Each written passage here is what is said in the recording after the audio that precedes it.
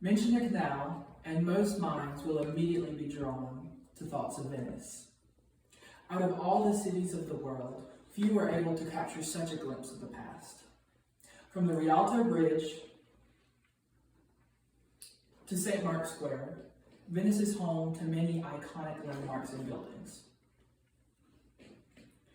Venice has a unique geographical location.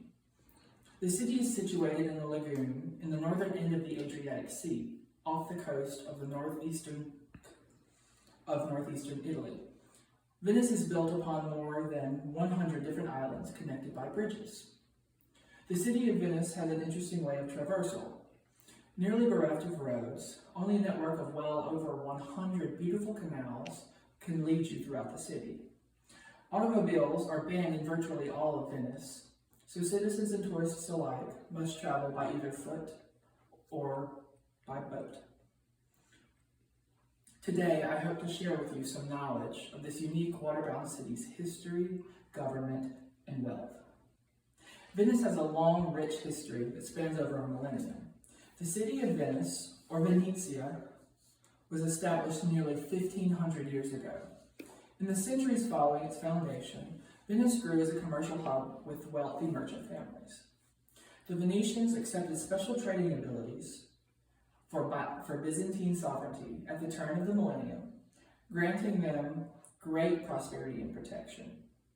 The Venetians conquered various coastal territories on the eastern shore of the Adriatic, along with many cities in the Greek peninsula and archipelago, as far south even as Crete. Venice's power began to decline after the fall of Constantinople in 1453. The Ottoman Turks were a fierce rival who conquered many of Venice's eastern territories. The Venetians lost trade dominance to the Portuguese, who established trade routes around Africa instead of through the Middle East. The end of the Venetian Republic came in 1797, when Napoleon Bonaparte's army forced the city to adopt a new government. It is now part of the nation of Italy. The city of Venice was governed in a unique and complicated manner. According to newworldencyclopedia.org, Venice described its political system as a classical republic, combining the monarchy and the Doge, aristocracy in the Senate, and democracy in the Major Council. The Doge was the head of state of the Venetian government. This position began as an autocratic one, but its power slowly weaned into a head of state with executive authority. The Signoria was created in 1223 out of the office of the Doge and two other bodies to diminish the Doge's power. The Doge shared his power with the Major Council, and neither were able to act without permission from the other.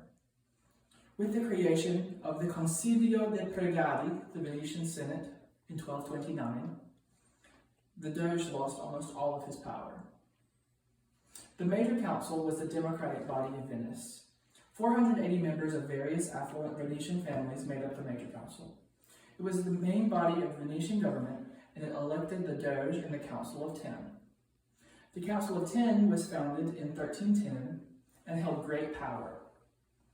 10 men were elected annually by the Major Council and ruled the Republic of Venice with the ability to punish the nobility. These patricians were very wealthy and had relative strong control of the city. Venice was home to many merchants and a great deal of wealth.